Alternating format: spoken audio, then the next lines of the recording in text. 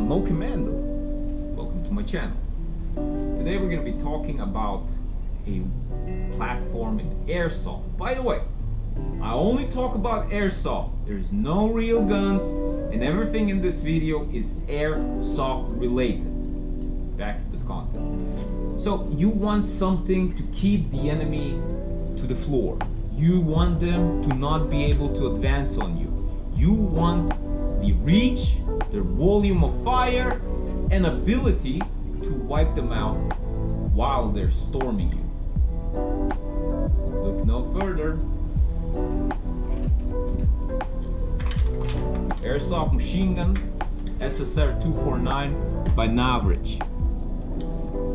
This is a package that you need to be effective BB sledding or slinging killing machine. But Commando, your 249 doesn't look like Novritsch. Probably spotted. Yeah, it's not. It's completely modified because the stock 249 by Novritsch weighs 6 kilograms, has a different rail, different barrel, different butt stock, and completely different internals. This is a completely gutted from the floor, from the ground up, modified, and absolutely tuned for my preference. The thing about 249s and how to maintain them is a whole different topic, which I might visit the other day or in the other video, but for now let's talk about specifically this gun.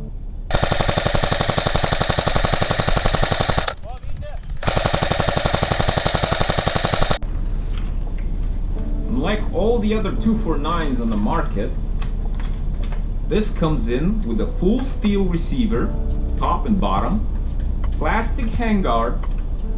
This used to be a paratrooper stock, which I do not have anymore. Mine is collapsible crane stock. I prefer it, and it's from steel. The barrel is steel because it's aftermarket. I technically got it from another build. It's completely custom. It's no longer the one that Novritsch provides, since I fucking fell on it. Yeah, I had to make a new barrel. The handguard is polymer. I choose this one because it reminds me of FN Mini-Me, so I like this way more than the metal one that Novritsch provides. And the barrel shroud is as well plastic. But the frame, bloody steel. The entire frame is monolith steel, which is the good part about it. The internals, it comes with a not proprietary, that's the best part about it, but the purple CNC hop-up unit that you're probably seeing on the screen somewhere, which is, in my opinion, probably the cheapest and the best hop-up unit you can get for its money, simply because it solves all the bloody problems the 249s ever had in the market. Shit hop-up units. That was the bane of this machine. Everything about it was being destroyed due to crap hop-ups. Well, Novritsch sold it. Now we got a decent submachine gun. Yeah, it does come out of the box with 1.4 joules if you're taking it completely stock. Mine got completely overhauled, and there's practically 2.2 joules now on this thing, so when I dial the hop up it's 1.9, and I reach out to approximately 80 meters with it, which results in pretty good consistency. I don't really give a shit about the accuracy, because all you do is like, oh, I see the enemy, so okay, let's take him down. That's it, he's gone. My squad most of the time does the killing when my machine gun just sings in the background unending amount of BBs. So that's it.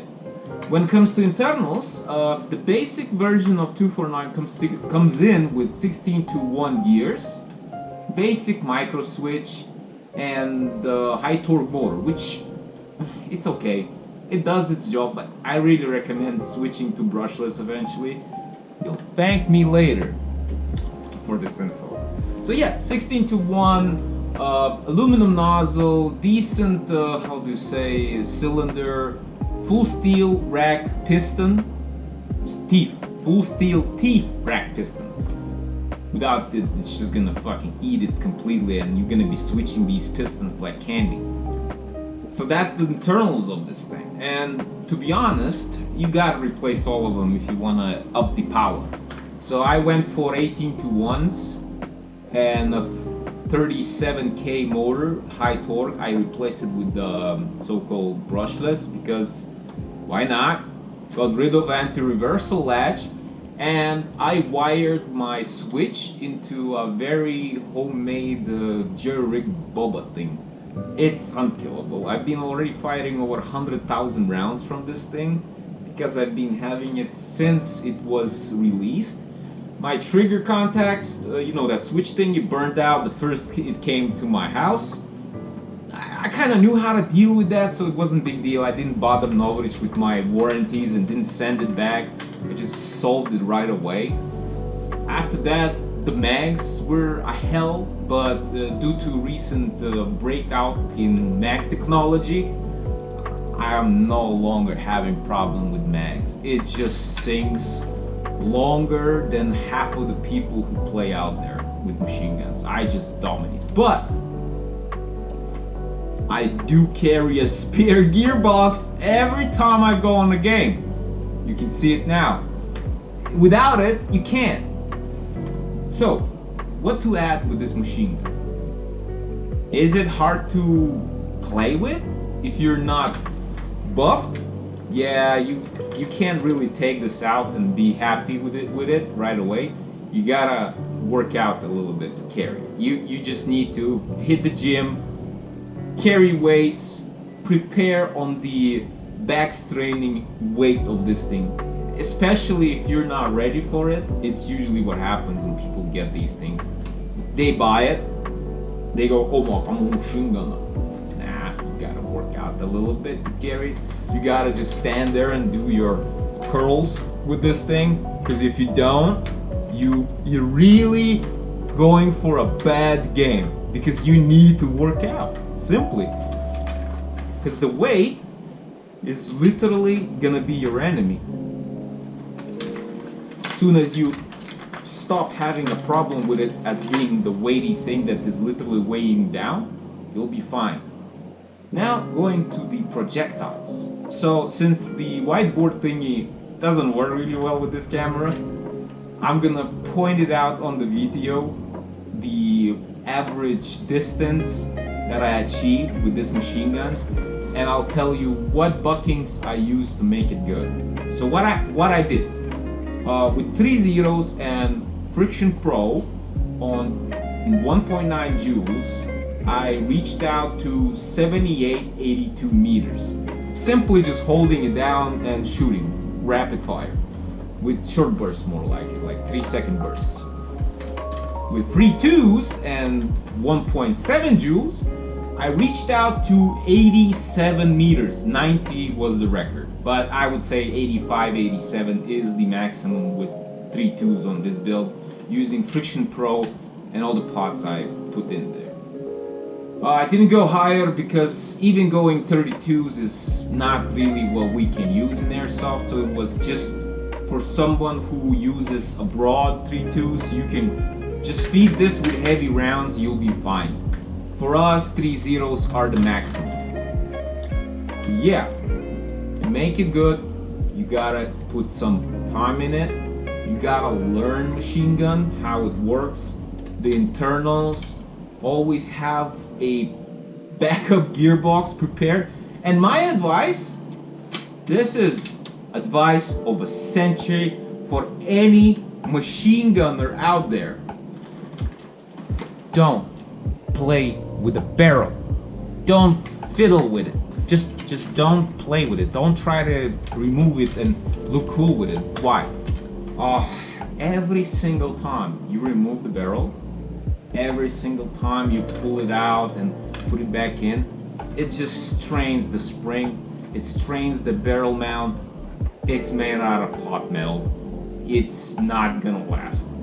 It has certain amount of times predetermined by the manufacturer, how many times you'll remove the barrel and how long it will actually stay in place and be consistent. Because eventually, if you take it too many times out, and if you keep your bipods and you rest your gun on it, it will simply kill the pot metal on it and reduce it to a paperweight, because the consistency is going to be gone, the accuracy is going to be completely gone if you have any in the beginning, and the so-called pressure behind the BB is going to be fluctuating, not just 1.7, 1.71, 1.72, it's going to be 1.7, and the second shot is going to be below 1 joule. Yeah, I've experienced that with the original barrel that I had on this one. I did too much tinkering on it. That's why now I don't really do much tinkering on the barrel itself. Actually, when I need to replace the hop unit and the rubber, I simply disassemble the whole thing from the back. Yeah, I remove the gearbox, I pull out the hop-up unit from the back, and that's how I do it, because now my barrel is permanently welded to the receiver. It will never be removed. That's why I can use the carry handle, actually. That's the only reason I can use it. Otherwise, good luck. Don't fucking use these. They kill guns. Especially the 249s.